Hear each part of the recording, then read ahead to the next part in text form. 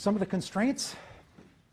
The price elasticity depends on the market structure we just talked about. If you're in a status or a luxury goods market, you have one suggestion for managing prices. If you're in an oligopoly situation, you're in a position where the market dictates prices, or the market clearing price.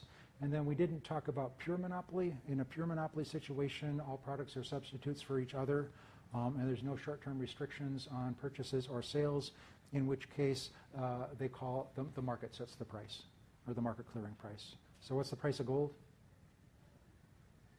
And just whatever the latest results of buying and selling is, that's the price of gold. Another issue is where you are in the product life cycle. Remember, early on in the product life cycle, we're trying to generate primary demand. People don't know what the product is, and we can either do price skimming, where we try to generate a lot of profit quickly, or we can do the penetration approach, where we sacrifice short-term profits in order to gain market share, the Amazon strategy. What are some of the impact on the other products in your product mix? Cross elasticities. If I raise the price for one product, is that going to increase or decrease demand for other products that I have? When I was working in furniture, one of the concerns for the buyers that I was working with is what is the perceived level of expensiveness in the store? And they wanted to make sure that when a customer walks into a store, the prices that they're seeing are reasonable prices. They don't want to have something in the front of the store that's really expensive, because that would be a signal to customers that this store is more expensive than you can afford. And then this is one thing that my son didn't understand when he wanted to open his magic store, is there may be other people that help you reach the customer, and those people need to make a living too. So if I am going to have to work through a retailer to get my product to the consumer, then the retailer needs to make a profit in addition to me making a profit. Otherwise, and that all has to be reflected in the price. Another issue impacting pricing is competition. We talked about nobody will pay a price higher than they are willing to pay if the transaction is voluntary, but if they can get it somewhere else cheaper, they're gonna. And this is where the people who are aghast at the statement that there's no such thing as a price that's too high, they can take comfort in is if the price is so high that there's unbelievable profits, there's going to be competition coming in, and that price is going to come down pretty darn quick. So even though customers may be willing to pay more for my product, they're not going to pay more if they can get it somewhere else cheaper. And then we need to take into account, if we change our prices, what is the competitor's response to our price change going to be? Are we going to gain market share, lose market share, gain profitability, lose profitability? And another issue in the competitive landscape is the concept of customary prices. And we, as experienced consumers, have a very good handle on what things should cost. For example, what's a candy bar cost? Buck and a half if you pay full price. But I'd never pay full price for a candy bar. What's a cheap candy bar go for? If I sold you a candy bar for 75 cents, would that be a good deal? Yeah, buy one, get one free. If a candy bar was $3,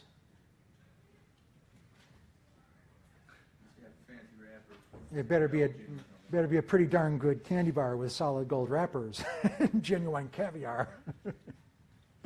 But the idea is that when there is a customary price for a product, then you can use price as a positioning tool. So if the expectation is candy bars cost about $1, if I want to position myself as a premium product, I would price it over $1. And if I wanted to position it as a value product, then I would price it below the customary price.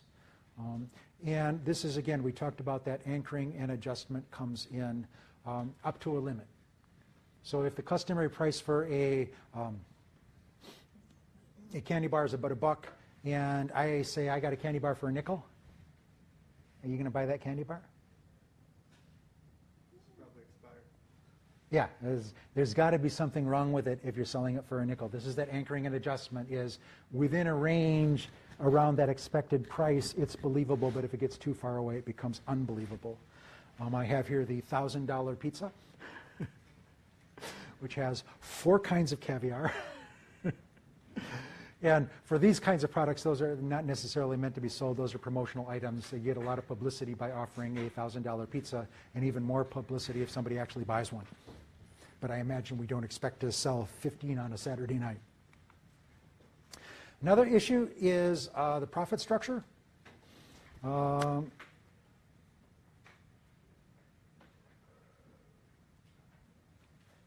looking at the time here. I'm going to finish this. Okay. So profit equals revenue minus cost. There's 2 ways to increase profit. Duh. One is to increase revenue or to decrease cost. An important consideration when we're setting prices is the idea of marginal profit.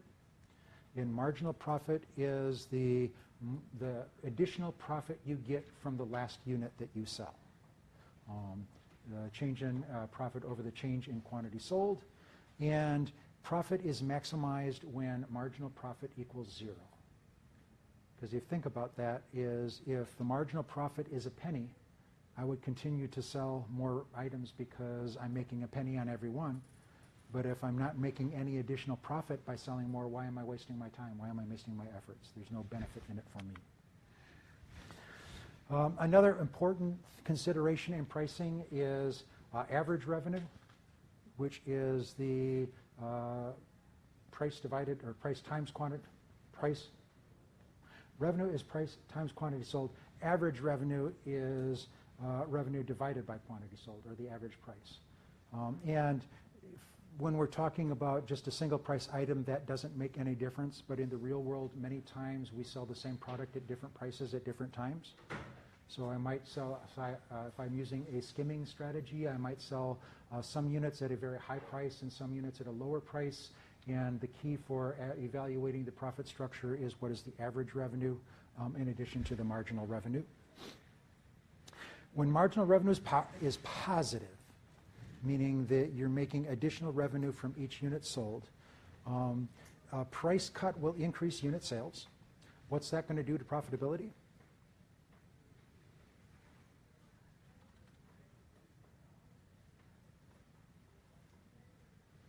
And that is the correct answer.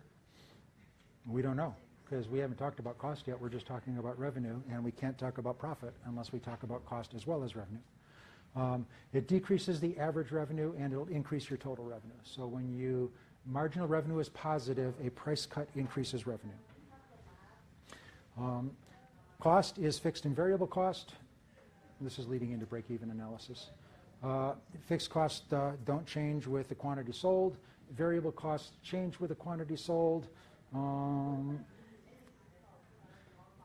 this is a little bit confusing. In the long run, revenue has to exceed cost. Otherwise, you're out of business. In the short run, revenue has to exceed direct variable costs. As long as you have a positive contribution, but you can't keep selling at a loss forever. So it's a risky strategy to sell below your cost, but there are situations where you might sell below your cost, below your total cost, but above your direct variable cost for a short period of time to achieve either a profit objective or a market objective.